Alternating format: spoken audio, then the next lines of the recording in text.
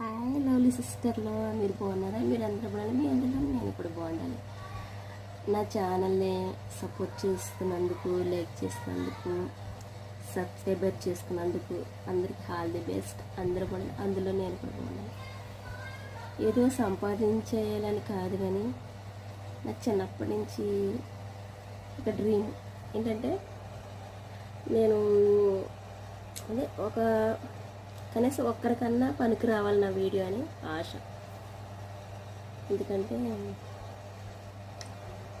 ఎంతోమంది ఆడపిల్లలు ఎన్నో ఆశలతో పెళ్లి చేసుకుని అమ్మగారింటి కాడ నుంచి అత్తారింటికి వస్తారు. భర్త మంచోడైతే పర్లేదు, భర్త మంచోడు కాకపోతే ఆ బాధ పడేవాళ్ళకి తెలుస్తుంది. ఏదైనా నేను ఒకటి చెప్తున్నాను, తప్పో రైటో నాకు తెలీదు. మీరు ఆడపిల్లకి పెళ్లి చేసినప్పుడు కట్నంతో పాటు ఒక ఇల్లు తనకి ఇవ్వండి. ఎందుకంటే భర్త మంచోడు అనుకో పర్లేదు, తను మంచోడు కాదనుకో ఆ ఇంట్లో ఉంటాడు. ఎందుకంటే తల్లిదండ్రుల ఇంటికి వచ్చామనుకో తల్లిదండ్రులు ఏమంటారు, మీ అత్తింటికి వెళ్ళిపో అంటారు. భర్త ఏమో నీ పుట్టింటికి వెళ్ళిపో అంటాడు. ఇంకా ఆడపిల్లలు ఎక్కడికి వెళ్తా చెప్పండి? సమాజం చూస్తే బాగాలేదు కదా, భయంకరంగా ఉంది. చిన్నపిల్లల నుంచి ముసలి వరకు ఎవరిని విడిచిపెడతలేదు. అలాంటి మృగాల మధ్య జీవిస్తున్నప్పుడు మనకంటూ ఒక నీడ ఉండాలి కదా. ఉన్నా లేకపోయినా కట్టుకుంటకి వస్త్రం లేకున్నా ఇంటకి నీడ ఉంటే చాలు.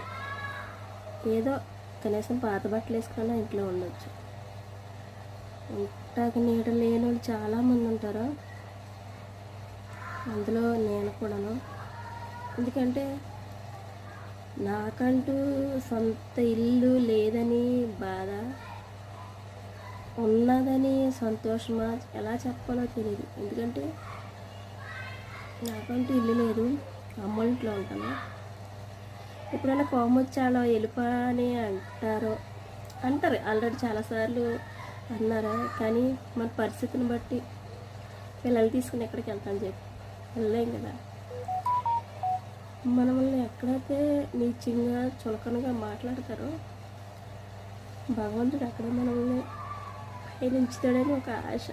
ఎందుకంటే మనం ఎవరికి అన్యాయం చేయనప్పుడు భగవంతుడు మనకు మేలే చేస్తాడు. నాకు పట్టుదల ఏంటంటే నా కొడుకులిద్దరికి ఇల్లు కట్టాలి, కష్టపడి నా సొంతంగా అనుకుంటున్నాను.